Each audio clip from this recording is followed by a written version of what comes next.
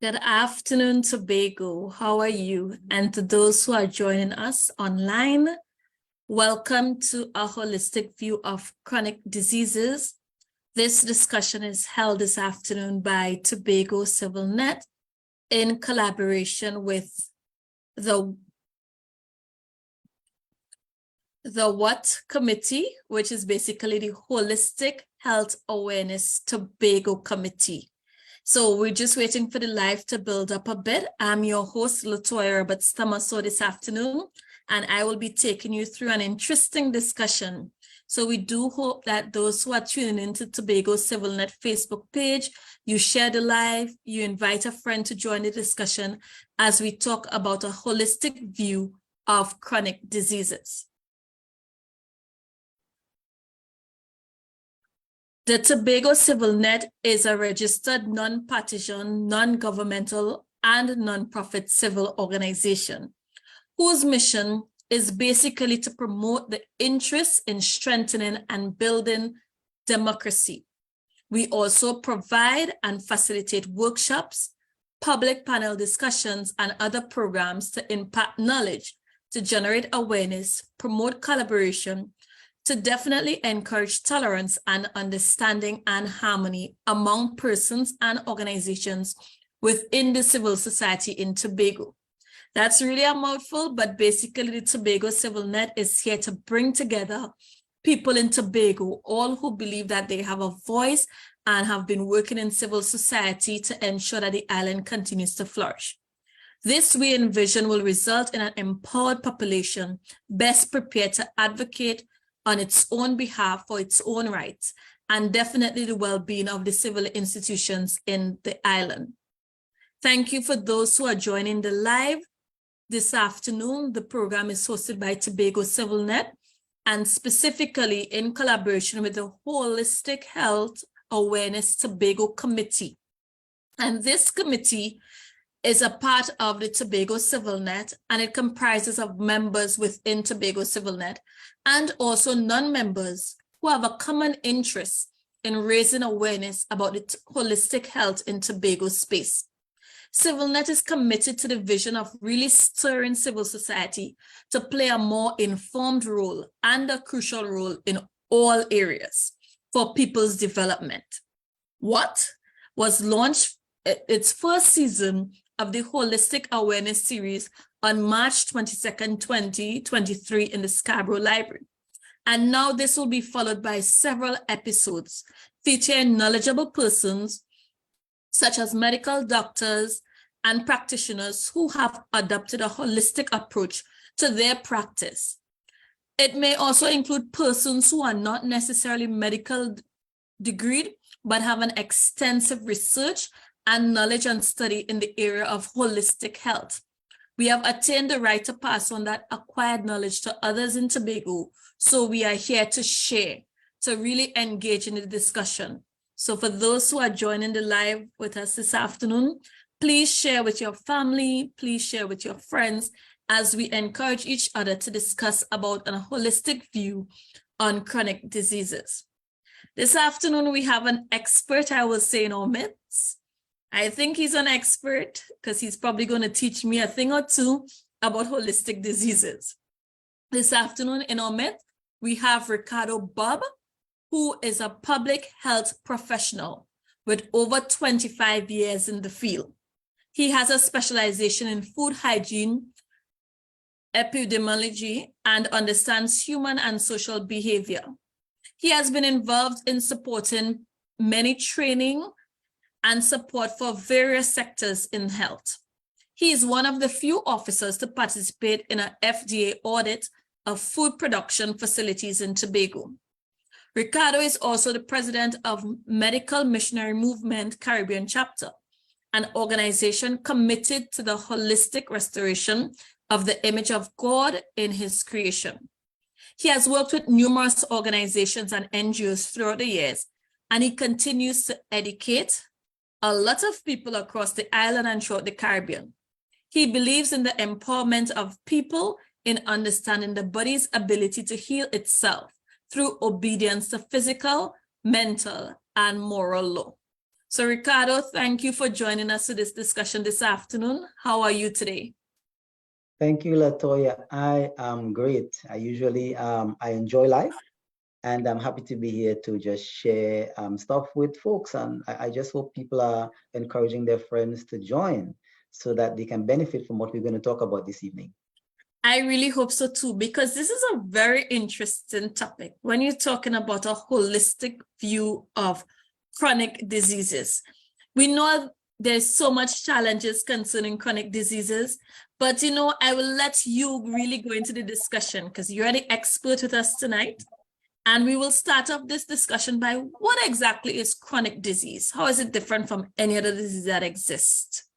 Well, when people think about chronic, you think about something long-term. By definition, chronic conditions, we're talking about at least a year and more of ongoing situations that may require medical or other kinds of intervention.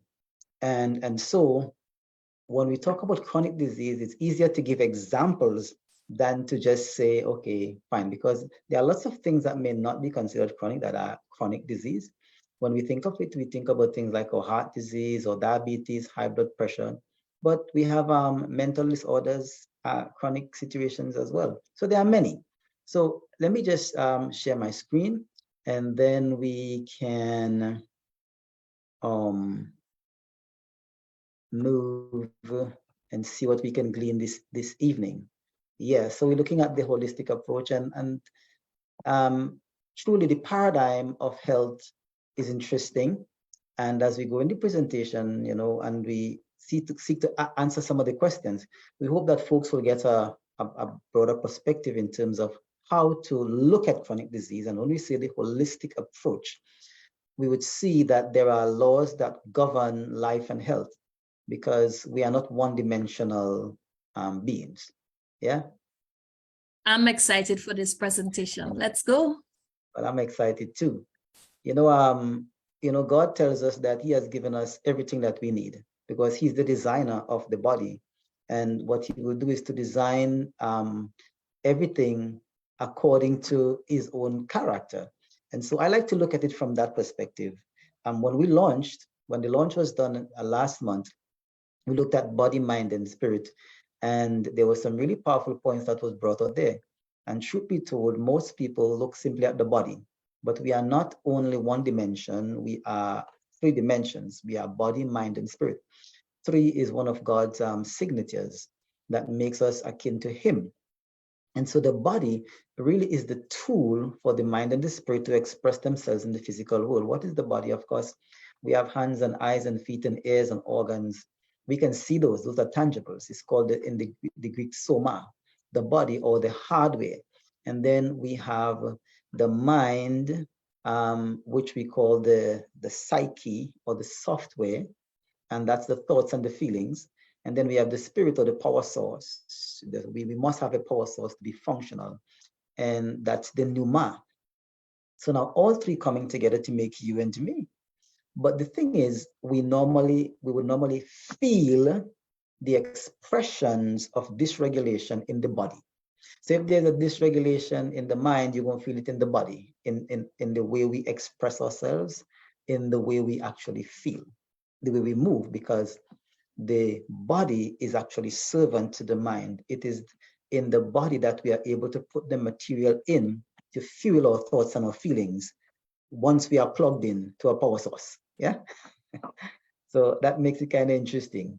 Maybe I'll skip this. So Holbrook Jackson, he gave this wonderful quote. He says, only 1/4 of the sorrows in each man's life is caused by outside uncontrollable elements.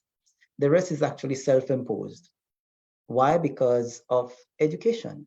Our orientation is not to necessarily take care of the mind, but more to look after gratifying the body, those things that we can see and feel.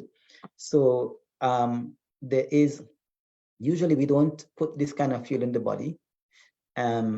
We are made up, all of the universe is made up of solid, liquid, and gas. And all solid liquids and gases are governed by what we call law. And there are physical laws, mental laws, and moral law. for a solid or a liquid or a gas to consist, exist, and function, there are principles that govern it that are unchangeable and measurable. And because we are also made up of solid, liquid, and gas, then there are principles that must govern how we exist, consist, and how we make decisions. So what the body is going to do is going to give us what we call feedback. It's going to communicate what it needs with sensation. And we need to learn how to read the sensations.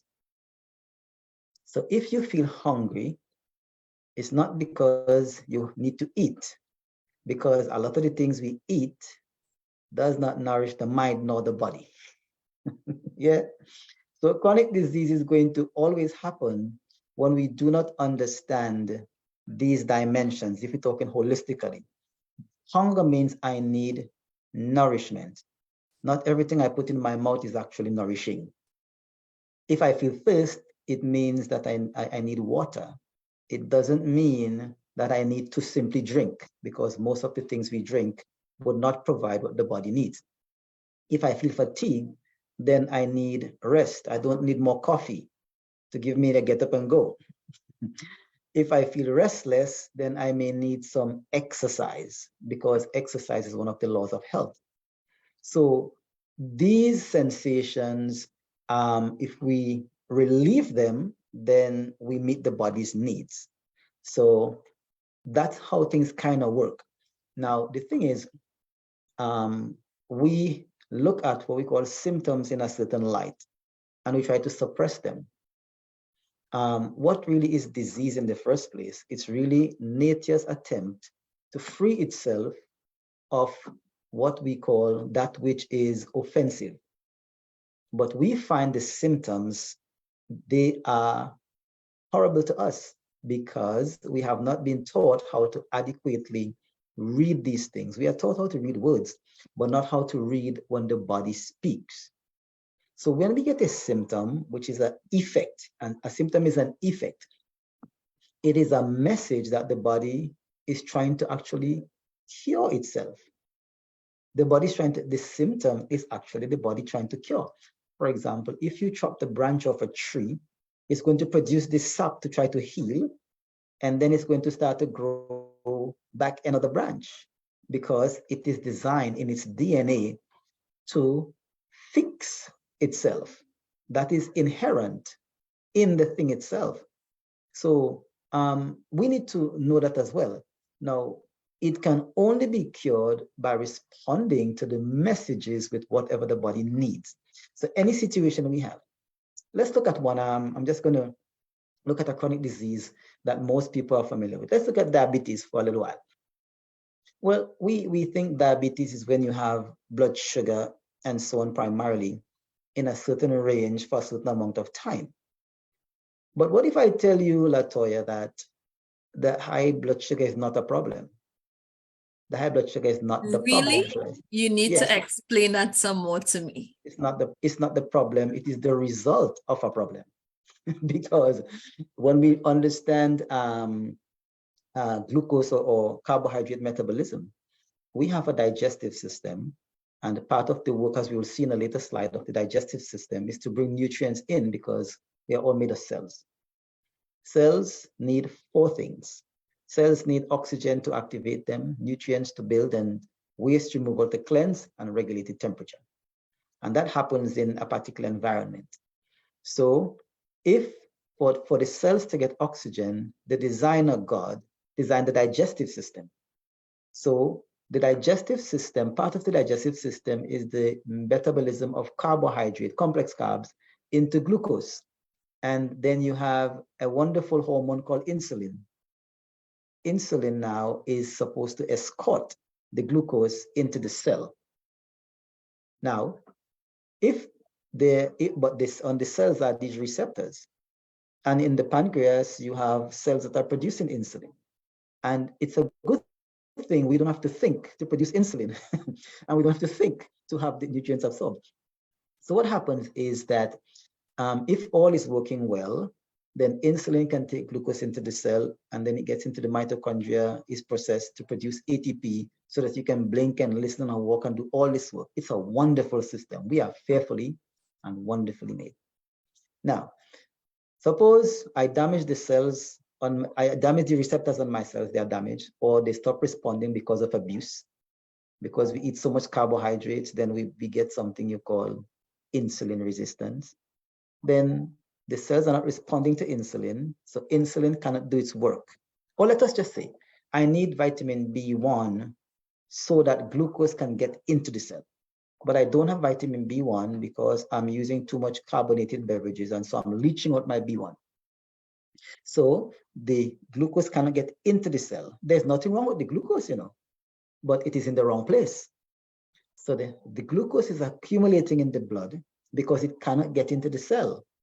So it's not the glucose is the problem, it's the mechanism for getting it into the cell so that it can accomplish the purpose that it was designed to do. But when you go to, if you go to any healthcare provider, what are they measuring? The glucose. That is the result. Now, you have to go back and see, are my cells receptors okay? Are they responding to the insulin that I'm producing? Am I producing enough insulin? Do I have the B vitamins as cofactors for these things to work? If you're not measuring those, then we will always be trying to manage the blood sugar. And I want you to say, we're not criticizing any aspect of health, but think about it. People will not get better as long as they're trying to manage symptoms. You may get symptomatic relief, but the dysregulation at the cell level would continue to occur. So then I have a question. Since the way how we're regulating may not be the best, what do you recommend as the holistic approach to apply? I guess to exactly. someone. We're coming to that. Okay. Yeah, we're coming to that because, so now here is how you start to look at this now. Now, so diseases are generally names for collection of symptoms. So if I say I have, let us say, arthritis, itis is really inflammation and arthro is joint, inflammation of the joint. Does that tell me how I got it? The answer is no. So that's the end of the story. Now, if I am only dealing with the end, then whatever is causing it is still occurring. So let us say I take a painkiller. I may need a painkiller, but let's say I take a painkiller for the pain in my joints. Because I don't feel the pain, does that mean I'm getting better? And the answer is no. So if I'm thinking, let us say, if I have a lot of toxins, the body is designed to be in homeostasis to balance. It is going to take, if let us say, because I'm toxic, I become acidic. I need some calcium to balance out my pH. Where does the body get it from? I'm not taking in my vegetables. The body is going to take it from my joints. So if it takes it from my joints, then my joints are going to deteriorate. They are going to be inflamed, arthritis. Now, if I take a painkiller, that doesn't fix the pain. What I need to go back and do? What laws am I breaking? Am I getting adequate nutrients, adequate rest? Am I staying up all night and doing whatever to make money and so on? I need to go back to the laws that govern my health. So in that case, the symptoms are either messages or coping mechanisms. Now, if it's a message, if the symptom is a message, what is it saying? It means that we lack something necessary to sustain health, or we are doing something or have done something that wasn't good for health. So sometimes, okay, you feel tired, you feel, oh my gosh, I am so drained. And from the time you get a few hours of sleep, what happened? You feel much better. So in the holistic approach, you don't suppress symptoms, you work with the body to give the body the tools it needs so that it can do the work of regeneration. Yeah. Now, if the body is That's an excellent point. Excellent points. I appreciate that. Yeah, so that's how we do it. So the first thing, if you feel a symptom, the first question you must ask is, why are these things so? But many people are asking the question because, again, it has to do with our orientation. I don't know, when I did nutrition at college, we did the pyramid, and at the base of the pyramid, they told you need carbohydrates for energy. Now, that was over 20 years ago. So maybe you can guess my age. However, now that very pyramid has changed. The science is now saying we don't need that high amount of carbohydrate because high carb load translates to a high insulin demand. And that is one of the problems that is contributing to many chronic illnesses. As a matter of fact, in the 1930s, the research has shown in the 1930s, a lot of the chronic diseases that we name, diabetes, high blood pressure, prostate cancer, infertility, polycystic ovaries, a lot of these were thought to be but symptoms of diabetes, and they are. And we're going to show how they may be called by different names, but at the root of the problem is a dysregulation in carbohydrate metabolism. We are just consuming too much refined carbohydrates. You know, if you are Tobagonian, then I know this might rub some people the wrong way. We love our bake, our dumpling. Of course. Yeah. Our provisions. Our provisions, you know, we love that. You know, I remember when we were younger and our mother baked bread. Now, when you became a teenager, she had to hide that bread, you know, because by the time she baked 12 bread before the evening is out, 4 is finished, 1 for each boy. And you put some cheese or butter in that, you know, this is what we love. It tastes so good.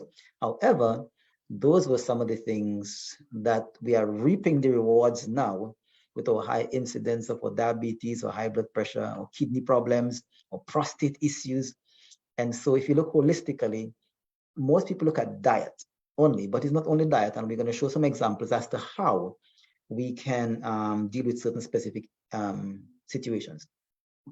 So another symptom could be a coping mechanism because you're trying to expel something that is damaging or irritating tissue. So for example, the issue of diabetes, the body is trying to expel the excess sugar because high glucose levels are toxic to cells and tissues.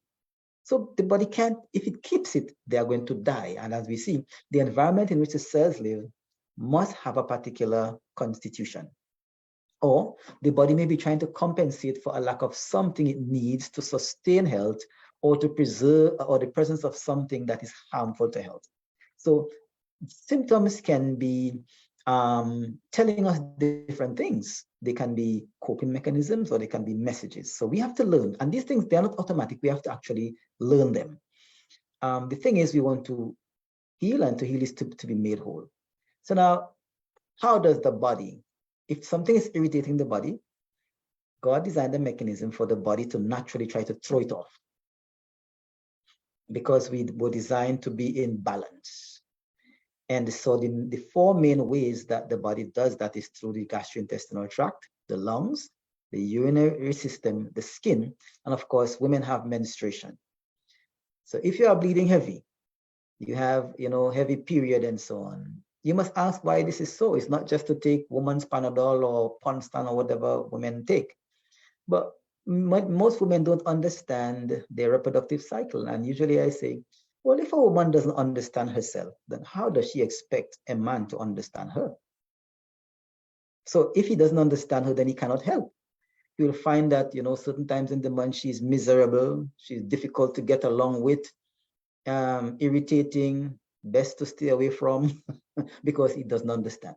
So if a woman doesn't understand her cycle, her own cycle, then she will be experiencing effects and she doesn't know. For example, the average onset of the menses in women today, especially women of African descent, is 8 and 9, and that is not normal. Now, we have grown to accept it as normal, but it is not. Real normal is 15, 16. So because hormonal changes are determining the menses, your femininity. Therefore, if you or someone you know, your daughter, your niece, your whatever, is starting to menstruate at 8, then you know upfront now that person is likely to already start to have a hormone imbalance. And so if you're seeing now by 1920, exhibiting symptoms of polycystic ovaries and fibroids and endometriosis and all these problems, because there is a dysregulation there. And what is causing it? Well, the science is showing that high consumption of refined foods, especially what we call refined carbs and refined fats. We're just eating too much of the breads and the rice and the pasta and the pizza and the bagel and those things is just a whole lot. And then the fried food, the oils and so on, because the thing is, our sex hormones are made from cholesterol. And the body likes to use what we call exogenous cholesterol, which is the cholesterol from our diet. So whatever type of cholesterol we take in, the body is going to use that to make our hormones. What does that mean? It means that the cells now are not as supple as they should be. They are sticky, and when they are sticky and hard, they behave different. So now we're having all these processes happening, and they are creating situations. And what we do, we try to bury the symptoms. So you get some fibroids. If they're big enough, you chop out your womb. You cut out your womb, you remove your mechanism for your femininity. You're going to surgical menopause. It changes your personality. You're not the same person. I And get then you. yeah. So before you go further, I know there are persons who are joining in on the live. Thank you for joining the discussion. We are talking about, a holistic approach to chronic diseases. And we do have a question. Many times you go to the doctor and the doctor always asks you, what's wrong with you? But maybe you're not aware or you can't really tell. Are we really supposed to know what's wrong with us based on our own bodies talking to us? Or it's after discussion about the symptoms, then you'll really figure it out. Because when a doctor asks me what's wrong with me, you're giving the end result. You're saying whatever is the problem, but we really don't know what are the causal factors or the symptoms, probably. Right. Now, the first thing is, your health is your responsibility. We owe it to ourselves to know how we function.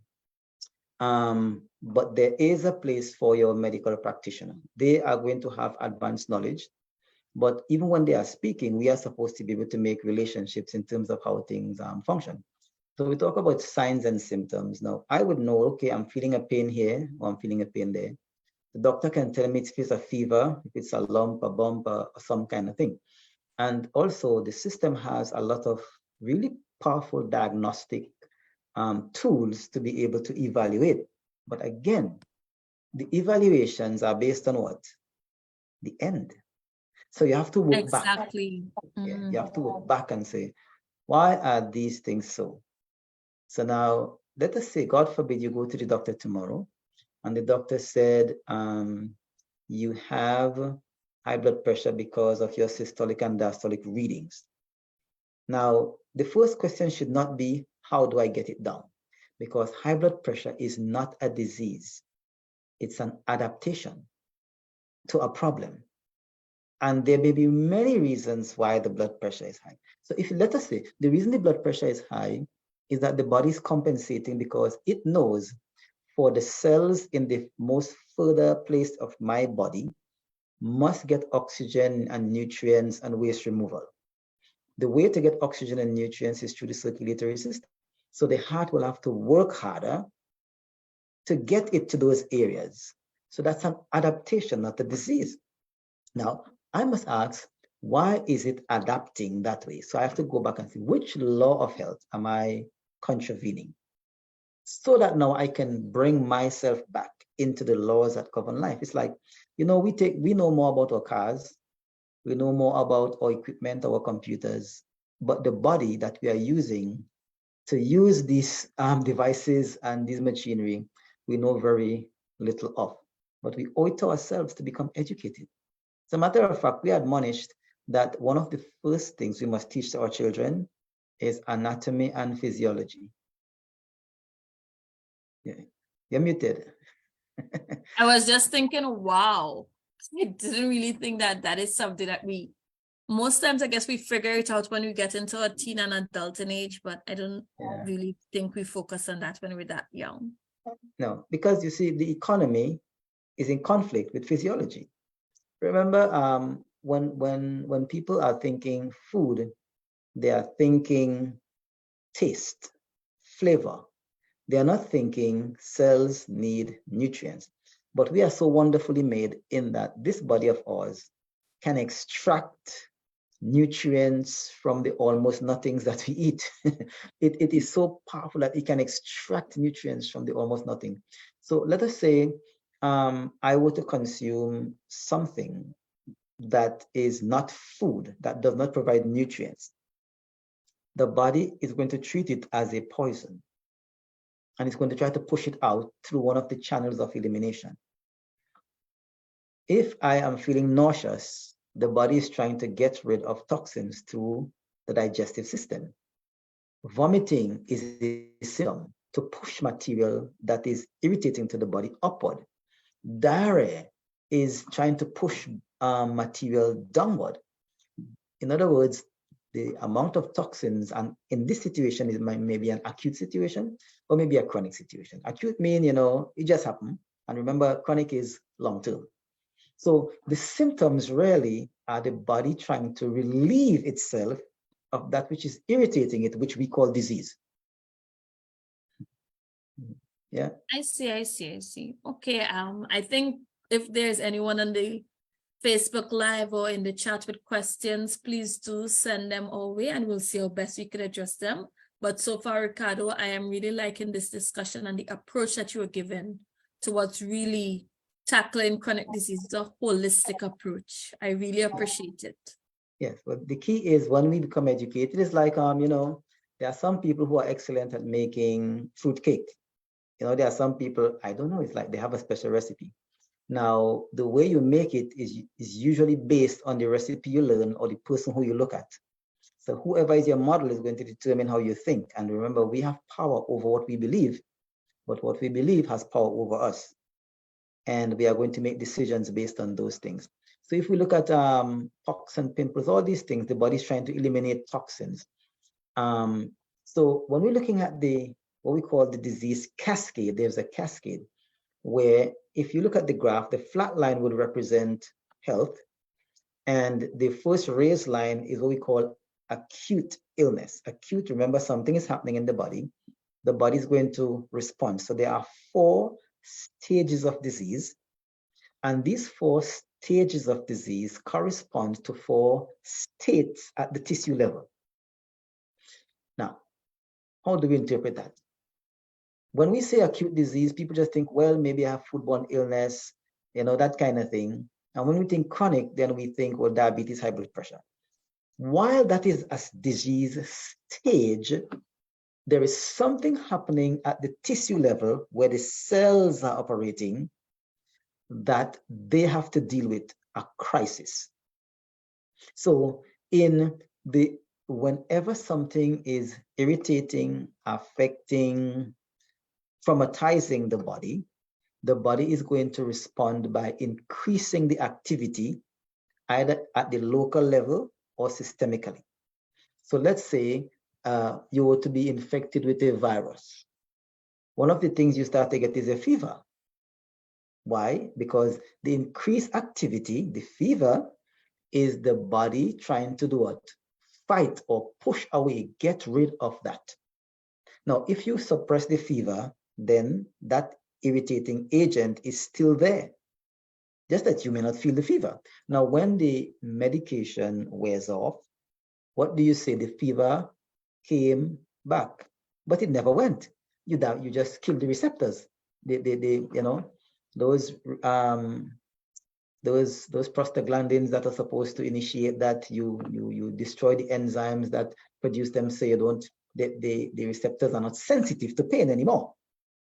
Now, let us say you were to, in the acute stage, you did not nutrify the body, you did not get your rest, you did not take your sunlight, you did not have your water and so on, then you may slip below the line, which is the subacute stage of disease.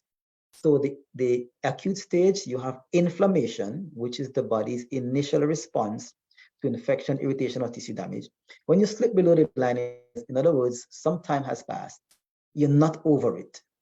Then there is what we call stagnation, because at the cell level, uptake of oxygen, nutrients, and waste removal is occurring at a speed of up to 80 times a second. Now, stagnation means things start to slow down. Right. When things start to slow down, it means the efficiency of those processes are affected. Now, if that continues, because again, we're not following the laws of health, we're not getting our sunshine or nutrition or exercise or water, because those are the laws that are going to bring in the material for the cells to heal, so that the tissues can become better and the organs can function. In the chronic stage now, there may be what we call depression, and this is systemic depression. While in the acute stage, there may be localized depression, in the subacute stage, things may be localized. In the chronic stage, it may be systemic, or it may be localized. And then if that situation continues, then there's what we call the degenerative stage, because after chronic is degenerative and the tissue state is atrophy. So we must always look at, when we say chronic, it means the cells are not getting enough oxygen, nutrients, or waste removal. That really is the crux of a chronic disease. Our cells. Yes, so I have a question. Now that you have described the stages, can you give me like examples of what diseases you think are at the chronic stage? All right. Again, so we have things like our hypothyroidism would be a chronic disease.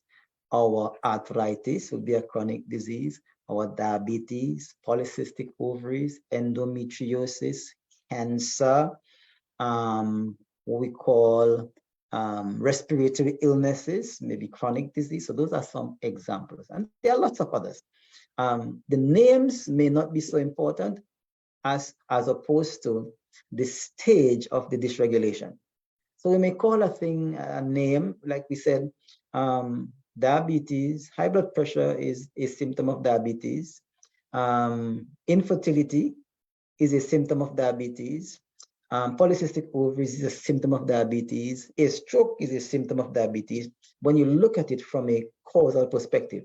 And let me just digress to talk about cause, because when people say cause, we have to mean something. A factor is the cause of an outcome if the operation of that factor increases the frequency of the outcome. In other words, there must be something in operation consistently that brings a particular result. So, but there are what we call 4 different types of cause. You have necessary cause, sufficient cause, both necessary and sufficient, and neither necessary nor sufficient. So while smoking is neither necessary nor sufficient to cause cancer. But you can get cancer even though you don't smoke. You can even get lung cancer even though you don't smoke. Let us say the COVID virus is necessary to cause COVID-19, but not sufficient, because all of us are exposed to the virus. Some get sick, some do not. What is the difference? Yeah, some recover quickly, some get only an acute illness, and some get a chronic one, because some have long COVID, some have to go to the ICU. Yeah.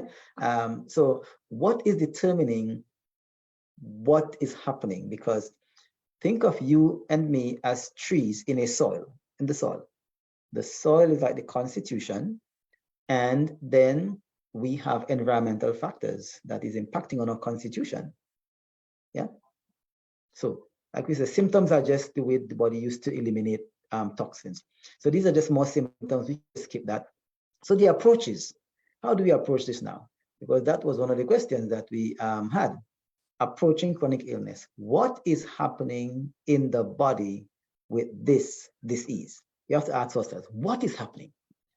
And in another presentation, I sometimes look at what we call the biological terrain and energy levels, because the body is doing different things. You know, it could be speeding up things or slowing down things. If you don't have enough minerals to move fluids, then it could be, you could have drying things or you could have damp things, you know. So there are different things happening at the tissue level that is affecting our health. Now, what are the known suspected causes of disease? Because you want to approach, so these are the questions you have to ask. Not just look at the symptoms. What is the orthodox medical treatment? We must know. So if you have, let us say, a mental illness, depression, let's look at depression. Most times with depression, you may be prescribed an SSRI, which is a selective serotonin reuptake inhibitor, because science knows that serotonin levels are important in keeping your mental clarity and affecting your mood. But where do we get serotonin from? So if my serotonin levels are low, I do an evaluation, it is low. It is not sufficient to just prescribe an SSRI. But why is it low in the first place? So where do we get serotonin from? Serotonin is made from tryptophan, which is an amino acid. Now, where do we get amino acids from? The foods we eat. Now, so we need good stomach acid to break down proteins to make amino acids. So if I have weak stomach acid, can I make good, if I have weak stomach acid, can I make good amino acids? And the answer is no. But even if I make good stomach acid and I break down my proteins, remember, there are many things that proteins do in the body. So let's say all our enzymes are proteins, from proteins. All our neurotransmitters are proteins. All our amine hormones are proteins. And then for the enzymes to work, guess what we need? We need cofactors, vitamins. So if I don't have enough B1, B3, B5, B6, vitamin C, zinc, and magnesium, I cannot make nor utilize serotonin, even though I have tryptophan. So now, at the cell level, even though I may use a drug as a time buyer, purchaser, I need to always go back and say, what is happening here? Why I have this situation? So as opposed to having to artificially regulating the serotonin levels, then I need to look back, because science tells us again that even though serotonin is produced in the brain, 90% of it is in the gut. Only 8% in the blood and 2% in the brain. So gut health plays an important part. And if you have a high carb load and refined foods, then you may have got problems with in terms of your absorption and utilization of serotonin. Next question will be, what alternative treatments and remedies are there? Do we have? And you can search. You have today, we are open to much information. And then we develop what we call a client-based strategy. In other words, you are a unique individual. It's not a broad brush, one size fits all. Let me give an example. So I was interacting in one of the Zoom platforms that I do some work on. And there was this young lady who had chronic migraines for years. And it didn't matter what she did. She'd been to many doctors, nothing happening. It debilitated her. So as I interacted with her, I said, have you been through any trauma, you know? And as she thought, she said, yeah, as a child, she said, my mother never loved me. It was a traumatic. She says, I can't even call my mother mommy. I call her mother. And so she had a lot of trauma in her childhood that contributed to her migraines. Now, that's an emotional issue. That's not a physical issue, but it's expressed in the physical. So as we spoke through it now, and we look at how can we let go of the tension, because what we do, we have defense mechanisms where we learn to compensate and survive, but it doesn't mean we are healed. How to let go, how to forgive, things like that. Do you know, after a few weeks, her migraines were gone?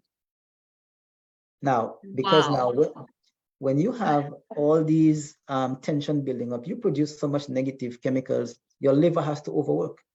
Your liver have to detox all these negative chemicals, you know, you have vasoconstriction, you know, your digestion doesn't work well. When you learn to forgive, what happens is that you relax, you open up the system, you get free flow, and now you could detox. And now the body is now, you're able to now get enough oxygen and nutrients to the relevant areas. The headache is gone. So she's happy now. And it simply took, So then you know, happiness cures everything. That's what you're saying. listen, you'd be amazed at the amount of things that happiness cures. You know, the scripture says what? Laughter do it good like a medicine. A broken spirit dries the bones. Having peace of mind is therapeutic. You produce your endorphins that help you to boost your immune system. Science has proven that laughter increases endorphins that boost white blood cell production. You stimulate your immune system. When you're happy, you produce oxytocin, you build good bonds. Do you know that you're able to forgive and to endure pain? Oxytocin inside the brain enables you to endure pain. So you learn to forgive. When you forgive, you feel better, as opposed to whenever you see that person, you get high blood pressure, you damage yourself. So the aim is to have more happy people around, and the happier we are, the healthier we're supposed to be. Maybe. Yes. I don't know. Well, if you believe in the word of God, it says, "Great peace have they which love thy law, and nothing shall offend them." We respond to a lot of things that are not true, and so we get sick because of that. So now, if a person says you are ugly, it is not true. You look in the mirror, you have a mouth, they have a mouth. Your mouth is functioning. You have a nose, they have a nose. Yours might be bigger, but to me, I think the bigger it is, the better you can breathe more oxygen, activate your cells more. So now you look in the mirror and you are believing what they are saying that is not true. Do you know that you are changed neurobiologically by believing things that are not true? And that is contributing to sickness? How many people are sick, and when somebody say, "I am sorry," all of a sudden, "I am sorry," your everything change. Your blood pressure goes down. Your digestion gets better because our body is servant to our mind and our mind to our bodies. We are holistic beings, three-dimensional beings. We are not one-dimensional beings. So now here's how we actually do some holistic approach. Number one, we must gather information about the person. You must. All the ailments and symptoms the person has, their diet, their lifestyle, and any other health information. Then we decide which diet or lifestyle factors may be contributing to the person's health issues. They may have previous injuries. If they have previous injuries, then there are some things that are going to happen in the body. If you have nutritional deficiencies, and most of us, even though we eat a lot of food, are nutritionally deficient based on our output and our needs. Exposure to toxins, especially for women, you love your spandex, you love your nylon, your rayon, then that's a lot of xenoestrogens. You're going to have hormone problems. You like these strong perfumes to smell down the road and tomorrow, you're going to have some problems. You love to put those creams on your hands, you put things in your hair, you're going to have problems. Would you look nice? Yes, but there's going to be a cost. Just know that. The choice is yours. Then mental and emotional stress. What I found is that about 70 to 80% of women have had some kind of childhood trauma. And it doesn't have to be only sexual. Sometimes people are just beat down, shouted at, what we call smothered. So one of the things that I found in the research is that asthma can be linked to being smothered as a child, as opposed to being mothered. So, shut your mouth. So you learn, have you ever noticed so a child is hurt, you spank the child. When you spank the child is in pain, and then you say, "Shut up," so they don't get to discharge. So they can't get it out. Right. Now, these people have no idea what these things do to people in terms of contributing to chronic respiratory disorders. A dry cough can mean you have a lot in your chest emotionally that cannot come out. So now, when you're dealing with an issue, it's not simply to look at, well, let me give a Codal or whatever decongestant or expectorant, but we have to look at causal relationships. What is contributing? Cancer can be on an emotional level linked to being what we call a people pleaser. There are many people, they are saying yes when they really want to say no because of fear. They're afraid what people go say. So they become what we call a self-martyring people pleaser. They are fake and they don't know. Everybody's saying, this is such a nice person. That's not true. They're not nice.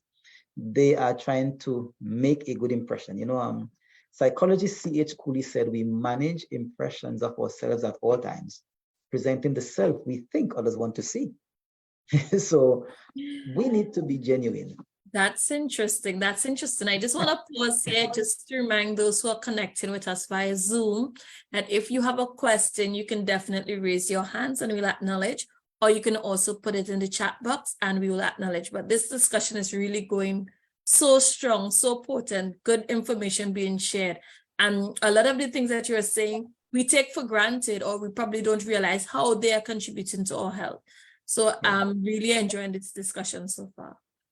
Yeah, and that's true. So when you start to become conscious of these things, you recognize why some people are sick, but it will take time for people to move in this direction. But as we continue to educate, you see, the only hope for better things is education. You learn better ways as you open your mind. So now, if you think about it, if you look at the second point, what lifestyle factors, injuries, toxins, emotional things, then you decide which body systems are primary weaknesses. Now, that's a biggie because we have different what we call lines of weakness. So some people have a line of weakness in the digestive system. If you have a weakness in your digestive system, then mineral and nutritional deficiencies.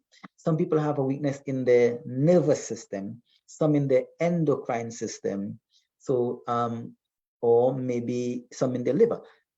Based on the line of weakness, you are prone to have certain diseases because they won't work well. So it means you have to support those systems more.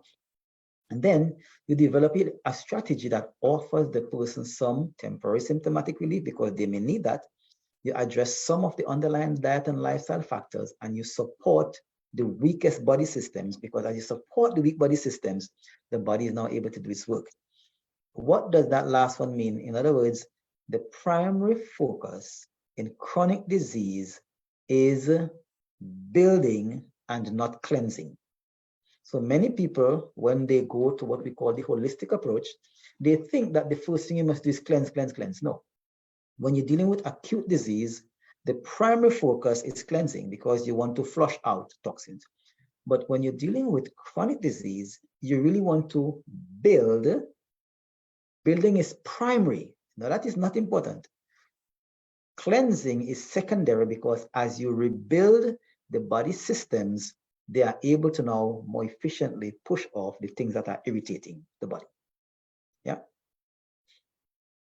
So we spoke to this in terms of what the cells need and the fact that every organ must make its contribution to the health of the body. All the systems of the body are making a contribution to the health of the mind. So if cells need oxygen, what did God do? He designed a respiratory system. And the respiratory system is going to take oxygen in, process it, and then the circulatory system is going to transport it. The digestive system is going to bring in nutrients, and then the circulatory system is going to transport it. The structural system is going to provide, of course, the possibility for us to walk upright and to move, to get the nutrients, because if we can't move, then it's difficult to get it in and so on. So when we're looking at disease, we look at two theories. You have the germ theory, which most of the world subscribe to, and based on the theory we subscribe to, that will determine the interventions that are made. So the first thing is that if you believe that germs are the direct and immediate cause of disease, then you are going to try to kill germs. Now, then you'll believe that healthy tissue is attacked by the germs and weakened. And if you kill the microbe, then that will prevent and cure the disease. Now, I want you to evaluate the evidence that is around. And we will recognize that that is not so. Because we have developed many things to kill microbes, but do we still have disease? The answer is yes. So in the biological terrain theory, which is the biological terrain is the environment in which the cells live. It's like the soil. Remember, that environment must have adequate oxygen, adequate nutrients, and adequate waste removal, and a particular temperature. Disease, whether acute or chronic in general, is happening in the biological terrain. So in the biological terrain theory, germs are the secondary effect of disease. What does that mean? tissues become weak, and that environment is conducive to the proliferation or growth of germs. So now germs are now going to seek their natural environment. And that is why some people get sick and some people don't when everybody is exposed to the same agents, because a lot of times the microbes cannot find a susceptible host. And so they cannot thrive. But the tissues become diseased. Why? Because they do not have adequate oxygen, nutrients, waste removal, or regulated temperature. That's kind of like the root of the problem there. I know that's heavy for some people, but when you think about it, it makes sense. So if you keep the tissues healthy, that will prevent and cure disease. Because today people don't talk about cure, they think we are crazy. So here are some pioneers. I'm going to share, not me speaking, because you might say, who is he? What does he know? Well, I know nothing. So Henry Beeler, he is a MD in Food is Your Best Medicine. He wrote this book. He says, I came to the conclusion that germs do not initiate the disease state of the body, but appear later after the person becomes ill. Rudolf Virchow, he's a pioneer in cellular pathology, and he wrote this book, Food is Your Best Medicine. Again, he says, if I could live my life over again, I would devote it to proving that germs seek their natural habitat, a diseased tissue, rather than being the cause of diseased tissue. And the example he uses is mosquitoes seek stagnant water, but they do not cause the water to become stagnant. So they're going to seek it. They are not the problem. All right. And how do we examine this? Because the body is designed naturally to produce energy. And as we breathe, we create energy and then we eliminate waste, just like a furnace. If we get poor quality fuel, we lack oxygen, then we diminish the quality of the metabolic fire, and then elimination is obstructed. When elimination is obstructed, we have a stagnant environment, and that becomes a breeding ground for infection. And again, here are some of the areas of primary weakness that people may have in their own physiology: your glands, your nervous system, your kidneys, your liver, the digestive system. That's where everything happens. So what we'd want to do is to make sure and help these areas to be healthy in the holistic approach. This is just another poem. I could leave that. Now, we're looking at a specific example again. Metabolic syndrome. You know, you've heard of that, and people are like, what is this metabolic syndrome? Syndrome X. Fancy names for simple things. You know, I believe that life must not be complicated. Life must be simple. But unfortunately, if life is too simple, we're going to take everything for granted. So we like to have fancy names for things. So what is metabolic syndrome? Because that is a chronic situation. It didn't happen overnight. What we call prediabetes, a pre-diabetic condition involving cellular resistance to insulin. So remember we spoke before that my own cells not responding to my own insulin, which is not normal. My cells are supposed to be cooperating with my insulin. Now, what is the result? This causes high levels of insulin in the blood. Now everybody's talking about high levels of glucose in the blood. But what happens when you have high levels of insulin in the blood? Well, it causes damage to the endothelial cells of the blood vessels.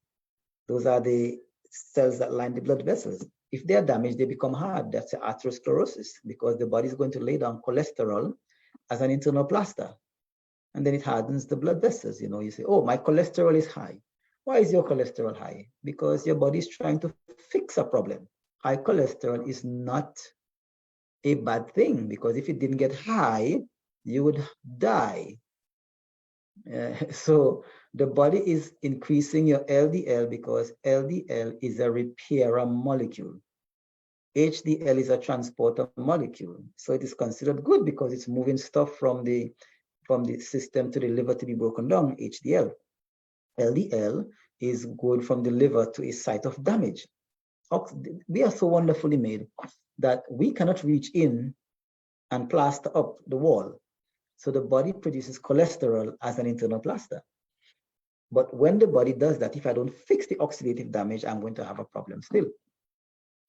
So when the insulin levels are high and the cells are not responding, then the blood glucose levels are going to be high. But most professionals are not measuring insulin levels. They are only measuring glucose levels, because in most institutions, that's not the thinking. And also the tests to measure it, they are usually not available. Unless you ask for that in a lab, then you will not get your insulin levels measured. And sometimes your insulin levels are fine, but they're adding more insulin. And So, insulin is Ricardo, damager. before you go further, we do have a question coming in, and it speaks to what you're now saying about, some things that they're not measuring, or only if you request certain information, then maybe that is provided to you. Then what is your recommendation, I guess, for the authorities to make sure and empower citizens to take more responsibility for their health seriously? Because if I don't know which test or what I think needs to be measured, like what happens? Sometimes you really go to the hospital and you're really in a stage of unknown, so you don't even know what to ask for.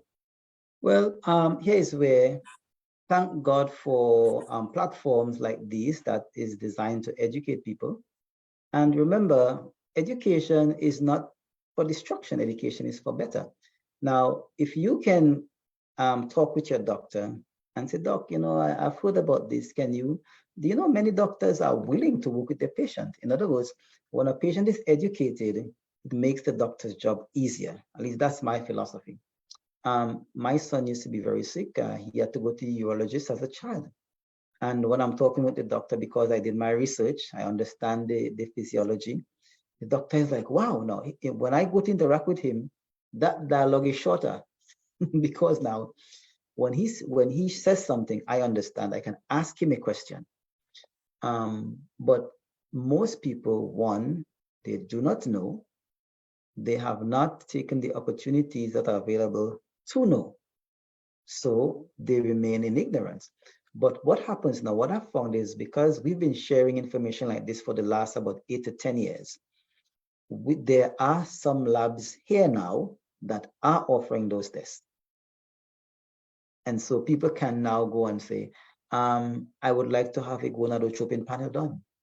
I would like to have a fasting insulin done, or an insulin resistance test done, because those are important, or a C-peptide. These are going to give how your cells are responding to your own insulin, because that's important. Because if you're not measuring insulin, but only glucose levels, the insulin is causing more damage than the glucose. And then you add in insulin on that because you think, let me whip the pancreas or whip the cells to respond to insulin. You're going to damage them even more. So people are not getting better because if you're undoing what you're trying to do, then you're going to have negative results. Yeah.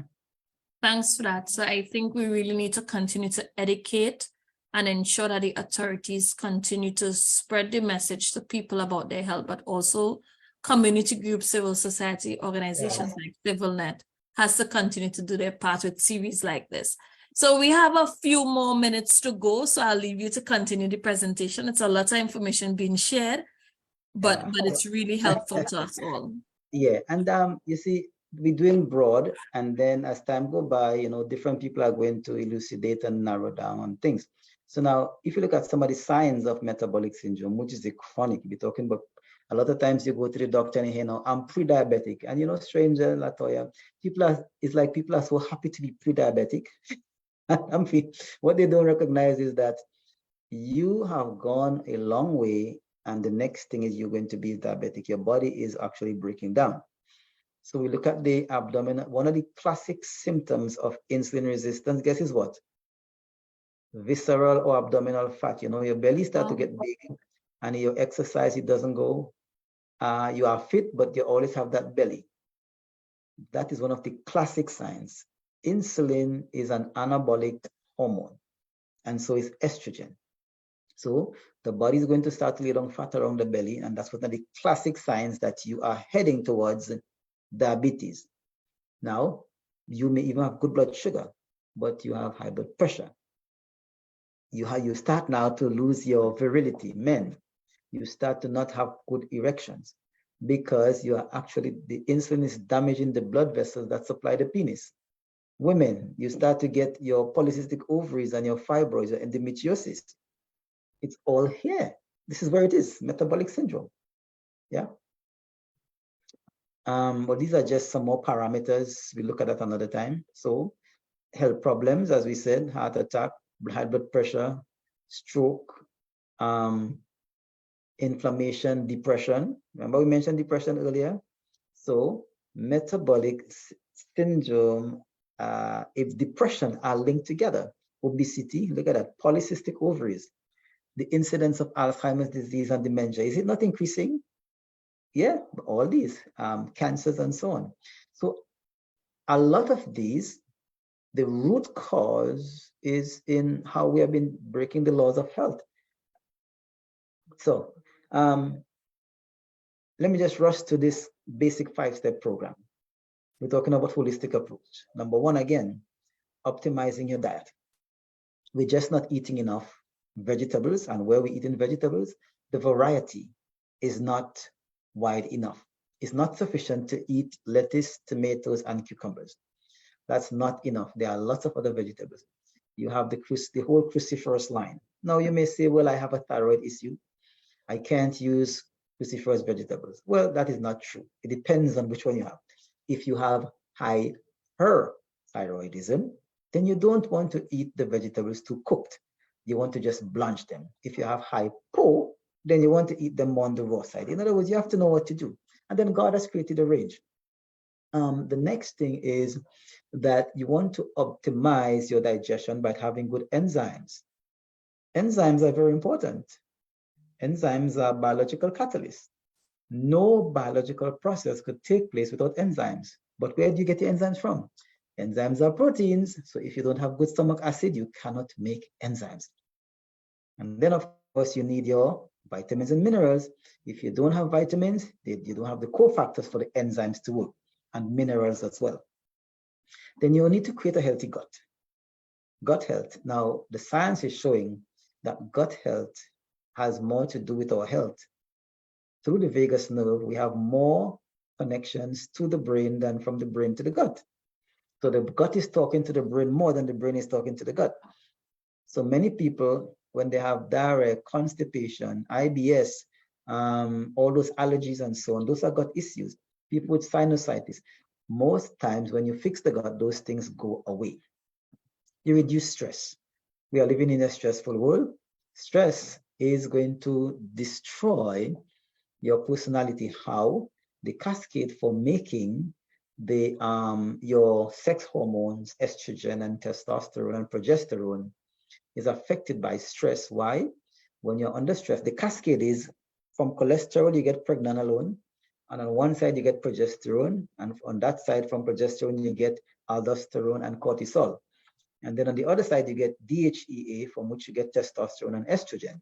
When you're under stress, you convert more pregnenolone into progesterone, which is broken down into cortisol to survive.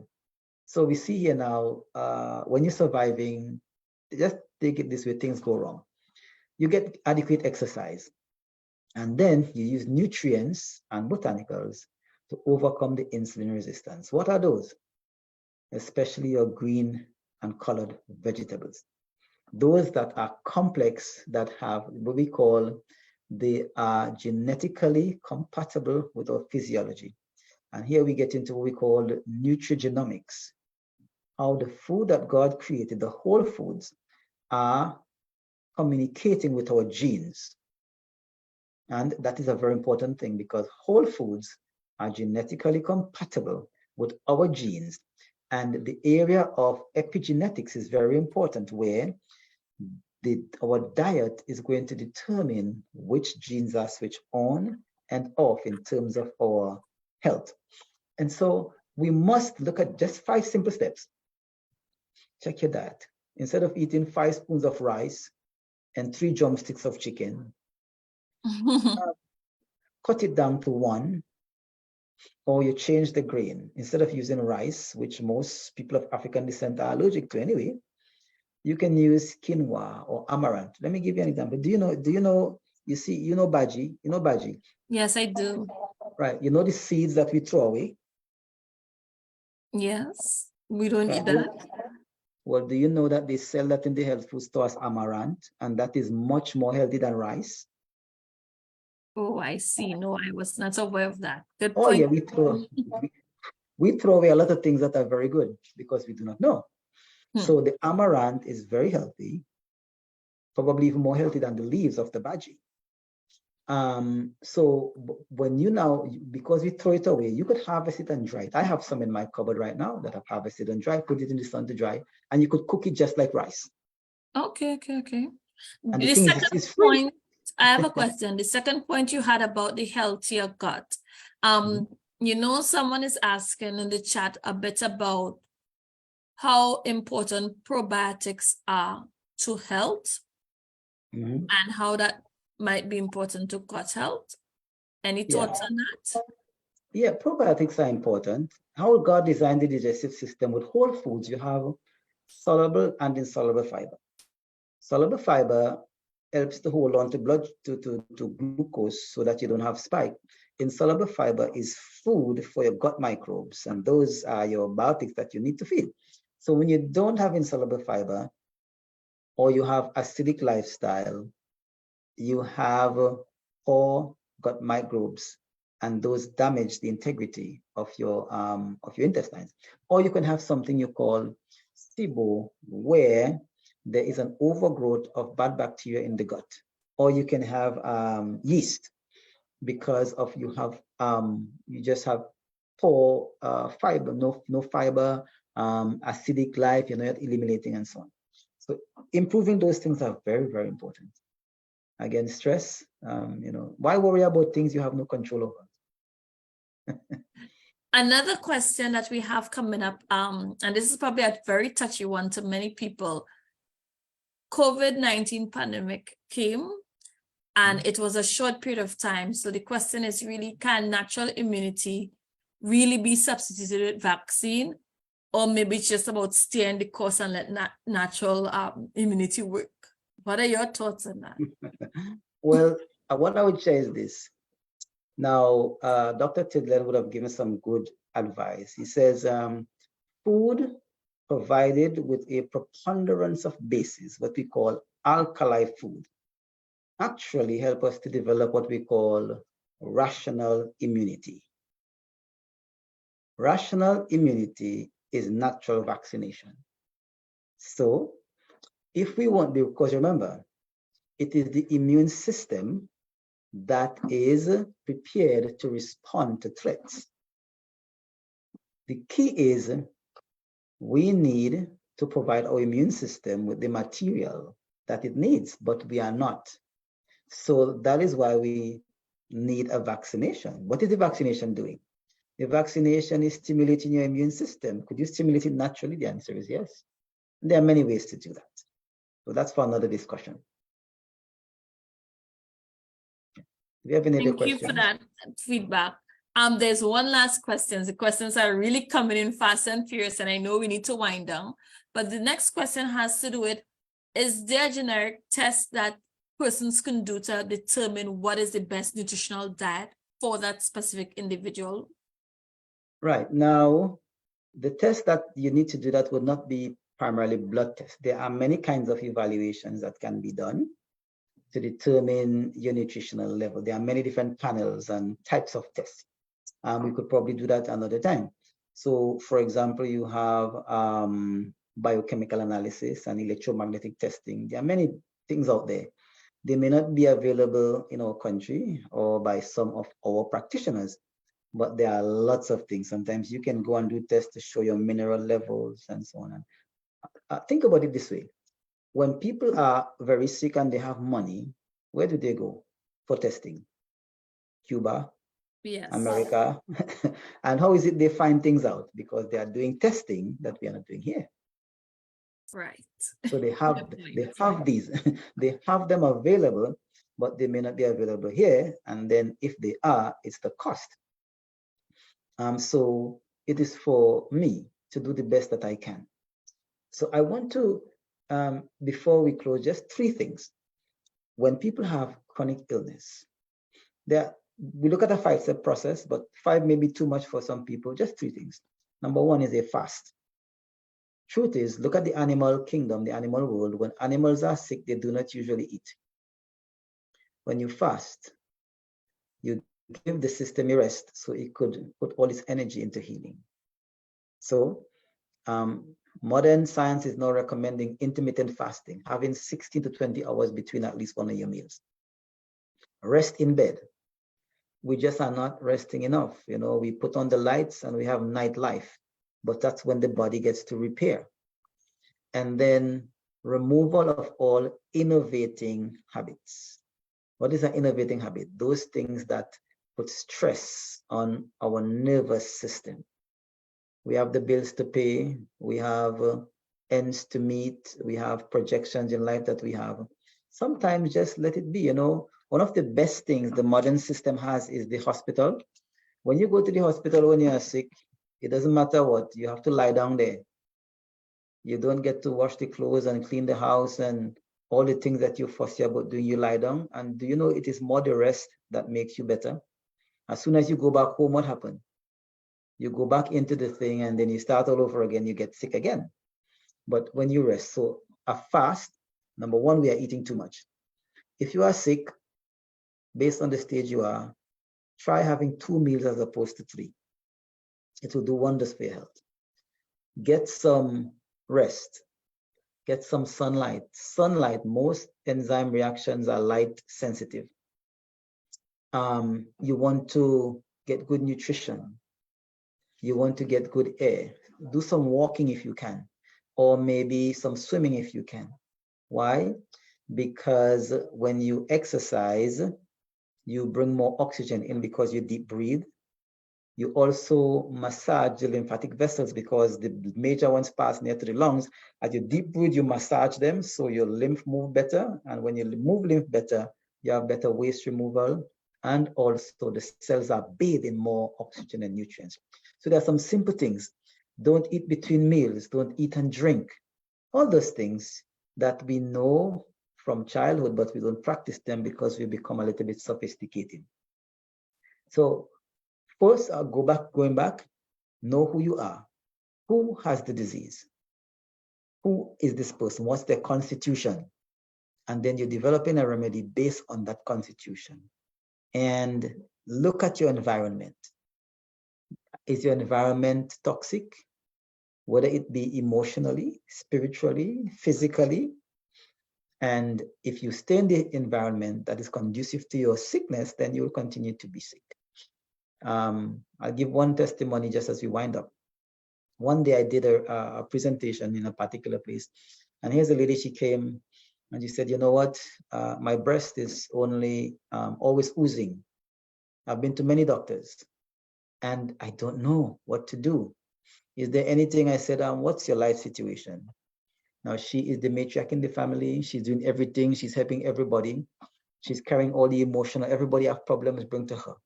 So she's carrying those emotions on her chest. Where is the heart? The seat of her emotions in our chest.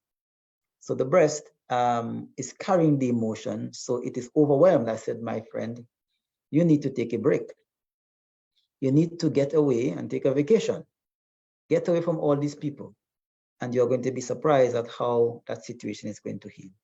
Because you see, we carry the burden of our thoughts in different parts of our bodies. If you have resentment, then you can carry it in your kidneys, you get kidney stone. Or if you carry hatred, you can get gallstone, liver stone. People don't understand these things. And those are chronic issues that are expressed in the body that are not taken up by the usual system. So remember, we are body, mind, and spirit, all come together to make you and to make me. And we must look at ourselves holistically and apply all the laws of health in the healing process. I think that is an important point. As we wind up, I have 2 more questions that I really want to make sure and stick in. One, someone is asking, they normally talk about breakfast being the most important meal of the day. Is that correct? Is it true? Oh, If yes, it we miss is. breakfast, what happens? Should we eat outside of breakfast? Because for me, most times I don't do breakfast, but I get around to late lunch and dinner. Right. So now you have to understand what we call the circadian rhythm. In the morning, the body is most prepared to have a big meal. Number one, you have good enzyme production. The body has been rested. You have cortisol levels are high. In the evening, cortisol levels are low. When that is low, it means you are slowing down. If you now have to be digesting late, then it means you cannot complete your work of detoxification and rebuilding. And that's one of the reasons people get up groggy in the morning. Now, so they get up groggy So in I the need to morning. check to see if I'm too groggy in the morning. Right. Yeah. And then if you have, so here are some of the signs that is groggy in the morning, bloated feeling, just not feeling well for no reason. So now we have to re-educate ourselves. If you're going to, breakfast is the most important meal. The body is able to handle that. But what we do breakfast, if you do cereal and milk, then you're drinking alcohol because milk and cereal, milk and sugar is what? Fermentation. So you have to put in whole foods. Yeah. Then what you want to do is you leave 5 to 6 hours between your meal. It means that you cannot be eating a little thing for breakfast. You have to eat something substantial. Because if you eat something little, then you're going to want to snack. And then if you Yes, eat lunch, always hungry. right. But remember too, the body doesn't distinguish between hunger and thirst. So if Okay. you feel hungry, drink some water, and then you'll find that the hunger will go away. So we have to re-educate the taste buds. Every 4 days, you produce new taste buds, and you have to re-educate the mind. This is in control of me. My body is not in control of my mind. My mind is in control of my body. Yeah, so that's a good question. Breakfast is the most important meal.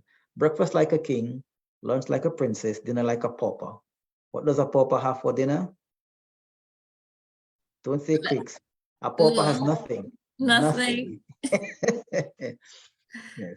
Interesting, interesting. So everything that you presented this afternoon, where is these laws of health referenced, or where can people really get more information All if they right. So want to now, continue educating themselves and really getting into towards them making better decisions about their holistic health and okay. how to tackle chronic diseases?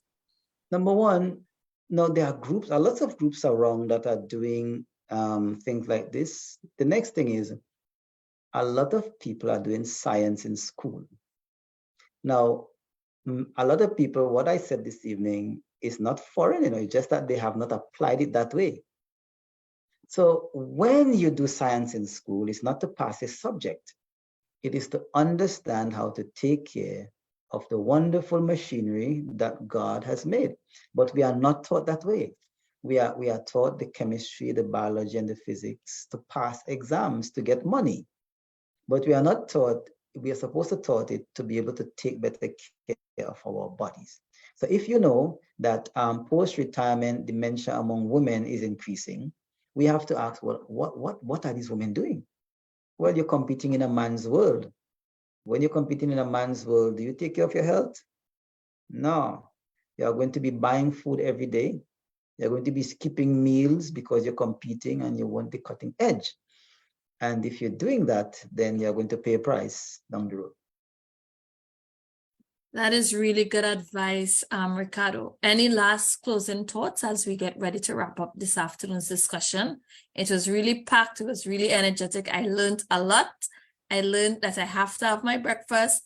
I'll be grumpy if I eat in late dinner. I also learned that, I need to eat like a pauper in the night. So basically don't eat, but eat like a king in the morning and like a princess or a Yeah, queen. I would prince. say Yeah, a prince. yeah, Okay. yeah, yeah.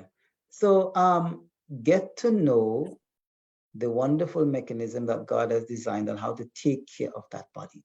There are laws. Remember, laws are not rules made up. They are what we call design protocols. Just like the law of gravity is going to keep your feet on the ground all the time. If you fall, you're always going to come down to earth. The laws of health are just like that. And what are the laws of health? Talking about the nutrition. We're talking about exercise, water, sunlight, self-control, temperance, air, rest, trust in divine power. These are laws that are there. We know that. And as we study them and we internalize and apply them, we are going to see a dramatic turnaround in our health, dramatic improvements. We are going to have dynamic vitality, and we are going to be able to make better contributions to the economy, to our world, and to our God. Well said, well said. Well, viewers, this was an interesting discussion. This afternoon's discussion was led by Ricardo Bobb, 25 years experience and more of many things happening. And we really want to thank him for being a part of this discussion. This was about a chronic disease and how we could really have a holistic approach to it. Thank you so much to the audience who joined us on live on Facebook and to those who also connected to the Zoom directly. Next week, we are going to have an episode, on April 19th will be our next episode, and it will be hosted by Dr. Melissa Arbeco, and she will speak to us about a holistic view of gut health. And Ricardo mentioned gut health this afternoon. So I guess she will just, really build on what we can do in terms of gut health and the maintenance of our gut. We are also inviting persons to join CivilNet. They can send us a message at tobagocivilnet@gmail.com. Definitely see the work that we are doing and join us there. And you can also call the chairman of the organization, Mr. Rodney Pigott, at 323-1958. And you can get to know how to become involved. If you are a professional and you have information that you would like to share about holistic health awareness for Tobago, we definitely welcome you on board to be a part of this series. Thank you so much to those who joined us. Those who are on Facebook, definitely the recording will be there, so you can always go back and watch it again so that you can get more information. You can also share it to your families and friends as we continue to develop healthy lifestyles here in Tobago. So thank you so much for joining us for the live this afternoon. It was definitely a holistic conversation about our health. I am your host, Latoya Roberts Thomas, saying good afternoon to all.